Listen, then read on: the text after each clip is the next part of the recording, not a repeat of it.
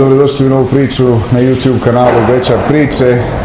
Marko iza kamere, ja kao i uvijek Darko ispred kamere i Pero Pejačić. Otac europskog prvaka u boksu do 80 kg. Pero, čestitke prvo na uspjehu. Hvala.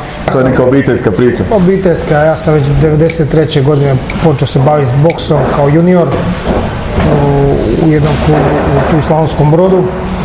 Kasnije se taj klub razdvojio, imamo sad 3 boksačka kluba u Slavonskom Brodu. Jedan od ta 3 kluba je Boks klub Brod, gdje smo mi najkvalitetniji, najbolji zbog Gabriela Veočića koji ima 6 europskih medalja, 2 brončane, 2 srebrne i 2 prvaka, 2 prvaka. Kazuje europska je U22 bio prije 2 godine i sad je postao seniorski državni prvak. Ajde, to pitam najočitije pitanje. Koliko si ponosan na Gabrielove rezultate? Pa ponosan sam, to je moj rad, moj trud, kao i što je njegov. Oba dvojica ulažemo u boks jako dugo godina i truda i znanja i svega što nam je bilo potrebno da bi došli do tog rezultata i evo, stvarno smo zadovoljni. Ovo je nešto najljepše da dečko bude prvak Evrope i da ide na olimpijske igre. Da, evo, kasnije ćemo i sa Gabrielom popričati, ali rekao mi malo prije kad smo došli na trening, sad su u tijeku pripreme za olimpijadu. Prvi mjesec da radimo na snazi, drugi mjesec ćemo ići što više sparing partnera tražiti kako u Europi, svijetu, tako i u Hrvatskoj, da se što više boksamo i da budemo što pripremniji na te olimpijade. Što sparing partner mora imati da bi bio sparing partner? Ja pretpostavljam da ne mogu jer nema smisla 15 sekundi biti unutra ako bi izdržao. Mi radimo dosta na laganom sparingu na početku dok se ne uboksavamo i s većim rukavicama, tako da nema ozljeda. U 2 mjeseca ćemo izbjegavati mečeve, samo ćemo se pripremati kroz sparing zbog da ne bi se ozlijedili i bolje se pripremimo. Više traju sparinzi po 10, 12, 15 rundi nego mečevi koji traju 3 runde po 3 minute i brzo završe, ali može se brzo ozlijediti. Gabriel je u možda i najzahtjevnijoj kategoriji u smislu konkurencije, do 80 kg. Najteža je kategorija zato što Gabriel boksu 75 srednju kategoriju i kad je čuo da srednja neće biti na programu olimpijskih igara u Parizu, on je otišao u 80 u tu polutešku da bi se pokušao tamo kvalificirati. Svi boksači 7-5 su otišli u 80, ali sljedeća kategorija znači od 7-1, 80 i tek ide na 9-2 kategorija. Znači samo jedna kategorija postoji između 71 i 9-2, to je ta 80. I boksači iz 86 kategorije su spuštali isto na 80, ovi koji su bili na 80 i 7-5, tako da u jednom trenutku na europskim igrama u Krakovu u 80 kg bila 3 evropska aktualna prvaka, u 7-5, 80 i 86. To se zapravo da, 3 kategorije spojene u jednu. 3 kategorije u jednu i evo tu je Gabi došao do finala, što je sve iznenadio. Mi smo očekivali medalju da se kvalificira, ali evo, odlično je došao, 4-5 mečeva odradio vrhunski. Možda nezahvalno pitanje, ali kako se očekivali od olimpijade? Pa mi se nadamo medalji. Skromno. Sad Gabi je s nekolicinom boksača boksao, tako da zna prilike koga čeka. Ima tu jako kvalitetni boksača, peterostruki prvaka svijeta, Jan Kubans Lopez, pa sad da ne nabrajam druge boksače. Ima samo 18 boksača u njegovoj kategoriji u svijetu koji su na olimpijskim igrama. Evo, prvo kolo će boksa samo 4, drugo kolo ulazi njih 16. Znači, 2 meča je dovoljno za medalju. Ako se dobar poklopi, trebao bi osvojiti medalju. Malo sreće što se toga tiče, puno truda, puno znanja. A svi očekuju tu sreću. Treba raditi da ti dobiš tu sreću, da se ne daš toliko sreći. Znači treba se naraditi za sreću. Da se ne daš toliko sreći, svi to očekuju sreću, a treba se i potruditi i pobijediti. Pero, zašto boks? Rekli smo i ti si u boksu bio prije. Zašto boks? Zašto nisi, ne znam, zašto ne igraš nogomet? Zašto nisi igrao nogomet koji si ostali u Brodu? Bio sam, a uvijek sam bio pun energije i nisam znao energije, nebitno dijete i kao dijete sam se i potukao, ja sam silasa i tako uvijek sam se tukao i u školi i u osnovnoj i srednjoj i u gradu i tako, jednostavno sam ošao u boks i taj me boks smirio dosta, nisam se više toliko tukao po gradu i u školu, bio smirio me, potrošio sam tu energiju na boksu, naučio pravilno udarati, a i nekom ponašanju da se boksači ne smiju utući kao ja što sad učim djecu po gradu, da je to, da nema mjesta takvima u klubu.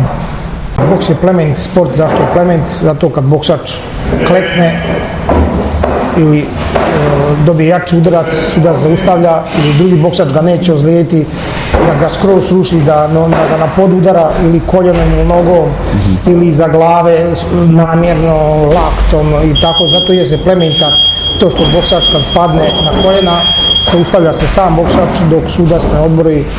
Postoji amaterski, postoji profesionalni boks. Kakva je razlika između jednog i drugog za one koji ne znaju? U boksu postoji olimpijski sport, to je taj prije kad se zvao amaterski, znači olimpijski, i postoji profesionalni sport. Profesionalni sport to je većinom, to su za pojaseve, imamo 5 vrsti pojaseva se bori, i tu su već se bori za pojaseve i za novce. Dok u ovome olimpijskom sportu to je isto profesionalizam, jako se puno trenira, jako se puno postiže, ali nema toliko novaca. Ima jednostavno za preživljavanje, ima, ali evo, mi smo ušli u boks ne radi novaca, nego da bi osvajali medalje. Jesi ti Gabriel ovo to?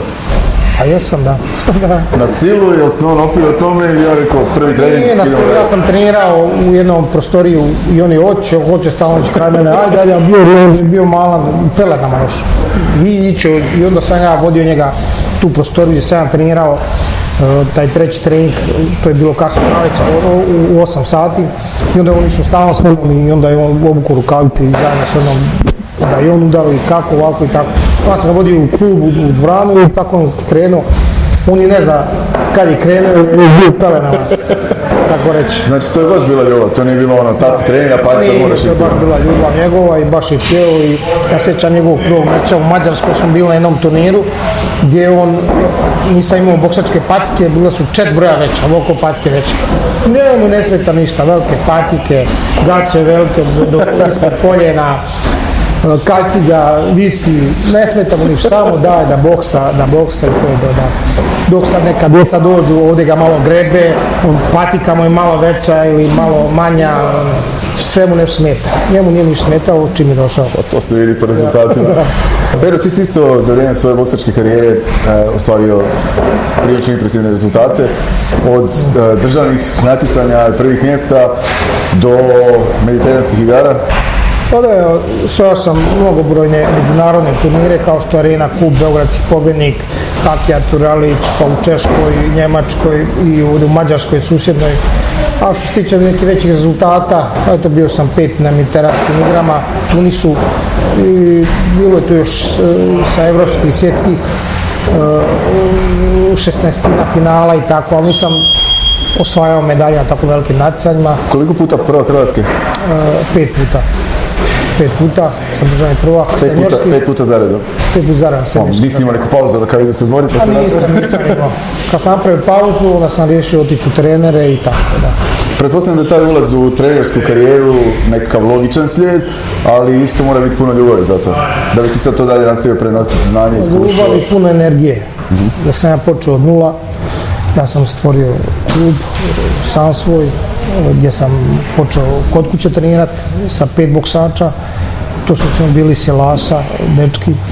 I tako sam stvorio klub, onda sam išao u najam, jedan podruma, pa skladišta, pa opet nekog podruma. Onda smo bili na jednom na stanku Vanjš Dida, vani trenirali, ali nismo imali dvorane. I napokon smo dobili ovdje dvoranu kad je Kajak klub jedan izašao iz ovoga prostora, dobio nove prostore, mi smo onda zamolili gradonačelnika, već smo imali tada evropsku medalju, da li mi možemo dobiti prostor za treniranje, pa smo dobili ovu dvoranu i evo ga, konačno smo imamo dobru dvoranu za treninga, dobre uslove i zadovoljni smo. Uglavnom krenuli smo od nula. Ali se ta se medalja europska dogodila, znači sa svega ovoga prije, ajmo reći, adekvatnog prostora za treninga. Prije je bilo podrumu, bilo je nas 15, nije moglo više stati prašine. Šta ti je bilo najinteresantnije za vrijeme svoje karijere? Bilo je tu jako puno turnira, međunarodnih, svjetskih prvenstava u Belfastu, pa u Tunisu, Mediteranske, bilo je u Rusiji evropsko prvenstvo i tako bilo je. Postoji tu nekako veliko rivalstvo ili ste vi ipak nekako prijatelji kad ste na tim druženjima, na tim natjecanjima? A većinom se družimo iz Hrvatske, da. Nađe se na kojim prvenstvima iz drugih država, prijatelja i tako, kad smo već duže u reprezentaciji, onda da. I kad udari gong, damo sve od sebe, jedan i drugi boksač, šta umije, šta zna. Ako te pošteno pobjedio, pružaš mu ruku, svaka čast, čestitam ti, dobro si pripremljen, vidim šta meni hvali ili šta... Jednostavno bolji si. Pa bolji si, da, za sad si bolji, za drugi meč se još bolje pripremiti, trčat i spremiti da pobjedio te konačno šta i želimo mi. Prva je stepenica biti državni prvak, pa onda ići na međunarodne ture, pa evropska medalja i tako dalje, sa svjetska i kao što je Gabrielu olimpijska vrh svega. Iskreno, je li teško priznati nekome da je bolji? Uz toliko truda koje uložiš i sve to, i onda neke nijanse mogu odlučivati, možda bodovi, možda neki... Ako je to tu negdje meč, onda je... To bude frustracija. Da, pa da, dosta sam se pregledava meč, da li mi je stvarno pobjedio, mi su suci pokrali.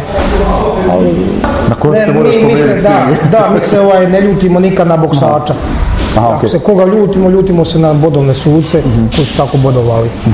Ili na ringovog suca ako u nečemu pogriješio, ako je udario pogrešno, a on je vidio i dešava se i to ima slučajeva. Koliko se često to događa? Prije jako to puno bilo, prije kad sam ja boksao. Sada je to već malo drugačije i nije sad da se toliko amaterski boks jako težak, zato što traje 3 runde po 3 minute. Sad su toliko svi spremni. Da, i kraće vrijeme i možeš više dati od sebe. I svi su spremni na 3 runde. Da, točno. Hvala ti puno na razgovoru. Nastavit ću priču sa Gabrielom. Moram i potvrditi ovo da ga nisi ti forsirao na sve ovo i to. Može.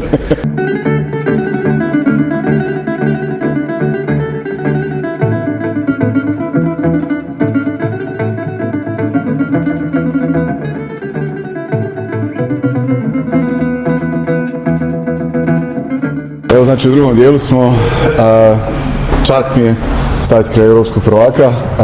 Gabriel, čestitam, prvo.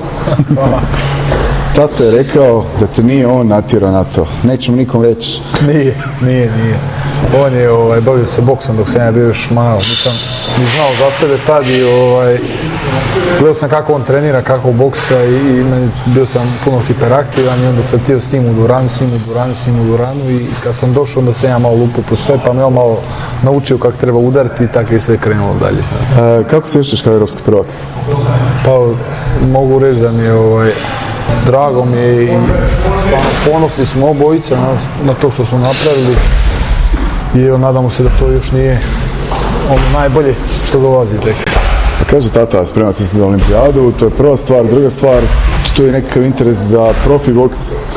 Pa postoji, ali trenutno smo u olimpijskom boksu, to jest amaterskom i mi ćemo se zadržati koliko god možemo, pa ćemo vidjeti ako budu neke ozbiljnije ponude u profesionalnom boksu, naravno preći. Tata je rekao, on se malo i znao i potući dok je bio mlađi prije što je počeo trenirati. Kakva je situacija s tobom? Ti si rano počeo trenirati? Da, ja sam rano počeo i ja sam se rano ispraznio što se tiče tog bijesa i što se tiče boksa, tako da nisam, uvijek sam trenirao od malena i nisam stvarno nikad pokazivao neku agresivnost pred ikim, tako da nisam imao nekih incidenata što se tiče tučnjave vani i uglavnom me nisu dirali. Pa da, mali grad, znalo se. Sve već zna, čiji je otkog je... Čovjek se tuče, si pelerama bio. Čiji čim se bavi. Da. Koliko dnevno vremena trošiš na treniranje? To ste vjerojatno svi pitali, ali recimo iskreno. Pa kako kada, nekad znam biti 3-4 sata, nekad znam to doći do 6 sati dnevno, sve zavisi koji dan i koliko vremenski mi treba koji trening. Tako da mogu bi se reći da se to još i više pojačati što se tiče sad olimpijskih igara, tako da neće biti sigurno izbog 5-6 sati dnevno. I šta ti najzanimljivije u tome i šta najmanje voliš? Sparing. Aha. To je zbog tog treniramo, da bi u ringu probali te neke stvari, da bi mogli udariti protivnika, a sad najgore... Kad protivnik udari tebe. To je najgori dio, ali nije čak, najteže trenirati, a onda što se tiče sparinga, to je onda najbolji dio, a treba se utrenirati toliko da se može doći do sparinga i to je najgori dio. U nekoj fazi treniranja, postizanja, borbe do nečega. Kako si se tjerao na te konstantne treninge? Odrediš 3 natjecanja i ne napraviš neki rezultat na tim natjecanjima. Rekao je malo prije Pero da si u jako zahtjevnoj kategoriji bio sad na natjecanju. Gledaj, ne možeš uvijek pobijediti. Istina. A to je ono što te sport nauči, da ne možeš uvijek pobijediti. Da mora doći, svi smo mi ljudi i svi mi moramo nekad izgubiti. To je normalno u sportu i ne uzimamo to previše srcu jer najbitnije nam je čak nekad znamo biti ljuti kad pobjedimo jer nismo dobro odradili meč. Tako bolje je izgubiti zasluženo i onda znati koji su ti greške i poraditi na njima nego pobijediti i misliti da je to i nastaviti dalje istim tempom. A kad si ljuti na sebe ili na tatu kao... Na sebe, većinom na sebe. Dobro. I što te onda vrati natrag u... Gledajte, to bude, tu se sprema ja sam krenuo ove pripreme za olimpijske igre već prošle godine 8. mjeseca. I do sad nisam uzeo neku veću pauzu od 4-5 dana i to je to. Cijelo vrijeme sam u treningu i tjeram se i mislim da nisam nikad bio ovoliko dugo bez nekakve pauze. I vjerujem da sam stvarno sad u dobroj formi za olimpijske igre, tek da ću biti još u boljoj. Mi to svakako i u našem ime svi gledatelji želimo apsolutno vrhunski rezultat u koji ne sumnjam, ali to ćemo još vidjeti pa ćemo snimiti novu priču sa olimpijskim pobjednikom. Gabriel, koji ti je bio najteži meč do sada? Mogao bi reći da je bilo u Zagrebu protiv aktualnog svjetskog prvaka u srednjoj kategoriji. Tad sam boksao, tek sam prešao u seniore i bila mi je prva ili druga godina čak u senior. Dobio sam aktualnog svjetskog prvaka u finalu i sad kako ćemo boksat. Malo je bilo i straha, tu i treme i svega, nije to šala ipak boks. Dobro sam odradio sve kako su mi rekli treneri i pobijedio sam jedva, ali sam pobijedio. Kako se boriš protiv te treme? Kako se boriš protiv tog nekog, je to poštovanje ili strah od poštovanja? Vjerujem vjerujem. Okusio sam to na sebi, da treba imati malo i treme pred meče. Bio sam imao, u svakom meču sam imao malo treme, to je dobro imati zbog te opreznosti u ringu. A kad vi dođete da znate da i on vas može udariti, naškoditi vam i da nije svejedno hoćeš li primiti udarac ili izgubiti ili pobijediti. Tako da imao sam par trenutaka kad sam ušao bez trene, ko da ulazim u kafić i idem pit kavu. I onda takvi mečevi dobro ne završe, tako da treba imati tu malu tremu, malu opreznost, malo taj, ne bih rekao strah, ali tu taj strah od treme. Jer tu uvijek postoji šansa za nokaut i sve, a to nije ugodno. I si kad bio nokautiran? Jesam čak jednom, ali ustao sam se, samo je sudac prekinuo meč. Ustao sam se ja odmah, samo takav su pravila u amaterskom boksu, čim boksač padne, meč se prekida. I to je baš bilo tad kad sam se opustio ko da u kafić ulazim i pit kavu, bez nekih većih problema, bez treme ikak. To je to, pobjedio sam ga već, sad ću opet i gotovo. Ali baš i ne. Ali nije bilo tako, da. A koji ti je najdraži meč u karijeri i zašto baš ovaj za medalju? Pa, ne znam kako bi. Mislim da trenutno mi je najdraži što sam boksao s Francuzom. To jest i taj meč i protiv protivnika iz Španjolske, jer me taj protivnik, ja sam njega bio pobjedio, onda je on mene bio nokautirao i evo sad sam ja ponovno njega pobjedio, 5-0 čisto, ko suza. Tako da mogu reći da su ta dva meča najdraža. sad na ovom europskom prvenstvu, a možda čak i u karijeri. Do sada, uskoro ćete svaki sljedeći meč biti. Da, svaki sljedeći će biti sve bolji i bolji. Šta kažu sugrađani kad te vide vani? Evo, puno ljudi bilo čulo za mene i prije ovog europskog prvenstva, ali sad kad sam uzeo zlatno ovo europskom prvenstvu, mislim da svaki Brođanin sad zna za mene i za moje ime i šta radim i mogu reći da me puno od njih podržava i nije se niko nikad protivio tom što sam ja u boksu, to jest imao neko loše mišljenje što je to boks, malo nasilan sport, to je borilački sport mora biti. I mogu reći da je u Brodu takva tradicija što se tiče boksačke situacije i ljudi vole boks u Brodu, tako to je jedan od prvih sportova i najomiljenijih u Brodu. Jesi sad celebrity u Brodu? Ne bi to tako. Ja sam sam sportaš. Do kada ćeš se voditi? Evo, ne znam ja do kada. Dokle ide. Hoćeš onda u trenere ili ćeš u suce? Pa vjerovatno u trenere. Ko trener se vidim, da, to mi je ono želja poslije boksačke karijere, prijeći u trenere i naravno uz oca i Dragomića trenera, to ono što ja malo znam, što sam više malo osjetio. Danas sutra kad budeš imao dijete, bilo curicu, bilo dečkića, jel bi volio da se oni nastave baviti boksom? Evo, ne znam, stvarno to, volio bi da znaju boksat, ali mislim... Čisto radi sebe. Da, čisto radi sebe, jer boks odgaja ljude. Rijetko da ćete vidjeti danas nekog boksača koji je odrast u dvorani, da se nekako loše ponaša ili da nije ljubazan, to sve dolazi iz dvorane, od trenera. Ja mislim da je to jedan od najboljih sportova gdje će sve naučiti. Kako se obraniti, kako izbjeći takve sukobe i znaš što možeš napraviti, a ipak ne htjeti to napraviti. Gabriel, mislim da je kroz ovih par minuta razgovora, mislim da se jasno vidi da ste zapravo apsolutno gentleman sportaš i da je to apsolutno, što je tata rekao ranije, jedna plemenita vještina, jedan plemeniti sport. Trenirali ste i vani, trenirali ste i unutra, bilo je... Evo. Hvala vam lijepo, vidimo se u sljedećoj priči, ako preživimo. Dobro, hvala lijepo. Nemojte šta zamjeriti.